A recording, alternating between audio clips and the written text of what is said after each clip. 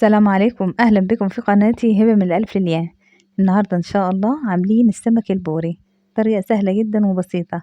السمك البوري ده أغلبية المصريين بيشتروه، طبعا حاجة كده نظافة، وهقولك على تتبيلة خطيرة يطلع معاكي خطير ومش شارب أي نقطة زيت.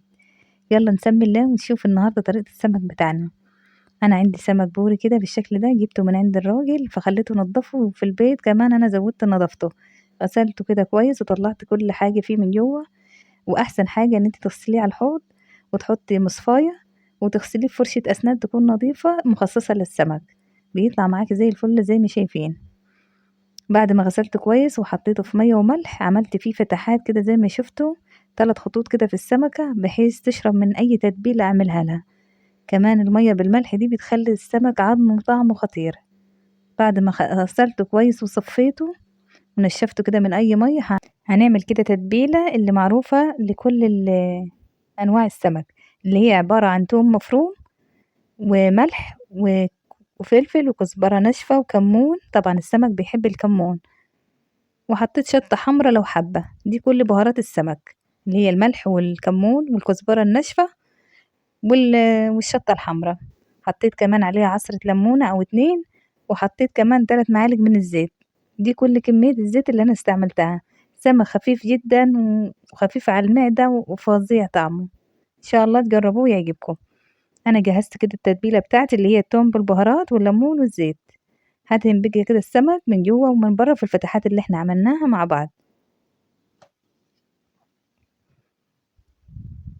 بتخلي السمك طعمه خطير، اللحم بتاعه مملح، ما بيبقاش سمك كده يعني تحس ان هو معمول وخلاص.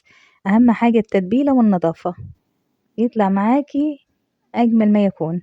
نعمل له كده تتبيلة بالخضار نشيها بيه، بتطلع طعم السمك، بتسيب السمك وتاكل التتبيلة دي الخضار. بقى اي خضار عندك، انا عندي بطاطساية قطعتها مكعبات زي ما شايفينها، وحطيت فلفل الوان احمر واصفر واخضر، لو مش متواجد عندك ممكن تستعملي الاخضر بس بيدي طعم ونكهة خطيرة في السمك، وطبعا قيمة غذائية عالية. وحطيت كمان بصلاية واحدة من مكعبات برضو بالشكل ده. لو حابة كمان تحطي فلفل حار زي ما تحبي. المهم قطعت اي خضار عندي كله مكعبات بالشكل ده، وطماطم انا حطيت كل الخضار المتواجد عندي. انت لو في حاجة مش موجودة عادي استغني عنها. وكمان حطينا جزر وكزبرة خضراء، ممكن تحطي شمر، الشمر كمان خطير مع السمك. انا كان عندي كزبرة خضراء حطيت. زي كده عبارة عن طبق سلطة كله مكعبات مش مفروم في الكبة. والبصلة بس هي الوحيدة اللي الجزرة اللي هبشرها، مش هينفع اقطعها مكعبات عشان خاطر تستوي معايا بسرعة. هحط عليها نفس البهارات اللي انا حطيتها على الثوم المفروم، اللي هي الملح والفلفل والكزبرة الناشفة والكمون، وحطيت عليها عصرة ليمون ومعلقتين زيت، وحطيت برضو معلقة من الخلطة اللي هي اللي فيها الثوم عشان هنستعملها طول الوصفة. هقلبهم كده كويس وهحشي بيها السمك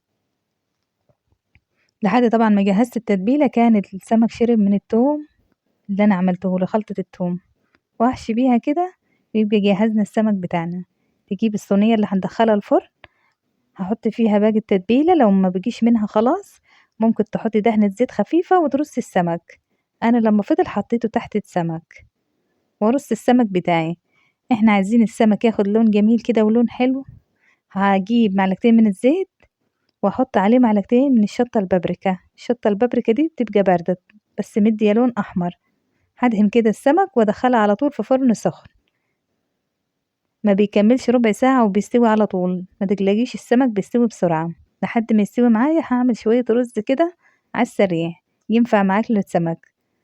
حطيت حلة على النار وحطيت فيها معلقتين من الزيت، وحطيت فيها أنا عملت مقدار 2.5 كوب من الرز، وحطيت عليه بصلاية مقطعة مكعبات، وهديها كده تشميعة. البصلة أنا مش هخلي الرز ولا أي خضار ياخد لون، بس يتشمع بالمادة الدهنية.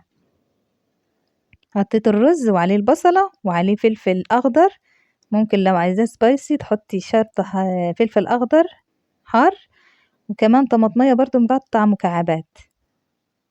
كلهم ورا بعض بالشكل ده، ما خدش لون معايا خالص. وحطيت توابل ملح وفلفل، ما بياخدش أكتر من كده الرز. يلا وعلى طول كده بمية مغلية، 3 كوبايات من المية المغلية. هاضبّط ملحه، طبعًا لازم ندوق نضبّط الملح واغطّيه واسيبه على نار هادية، هيكمّل كده 15 دقيقة وهيستوي معايا الرز، والسمك ما شاء الله بعد ما أخد كده ربع ساعة بالشكل ده، أخد اللون الجميل والرز هنا استوى معايا، وأنا حطيت معلقة كركم خفيفة لو تحطيها تمام. بس وبكده أنا وصفتنا النهارده، أنا بس حبيت أقدّمها لكم كده، حطيت طبق رز وعليه سمكاية مع عيش وطبق سلطة، طبعًا طبق السلطة المعروف في كل بيت اللي هو عبارة عن كل الخضار خيار، طماطم وبصل وجزر وكل الخضار اللي عندِك، وبكده وصفتنا ما شاء الله أجمل ما يكون، إن شاء الله تجربوها وتعجبكم، وكده فيديو النهارده يكون خلص، أتمنى يا رب تجربوها وتعجبكم، أشوفكم على خير.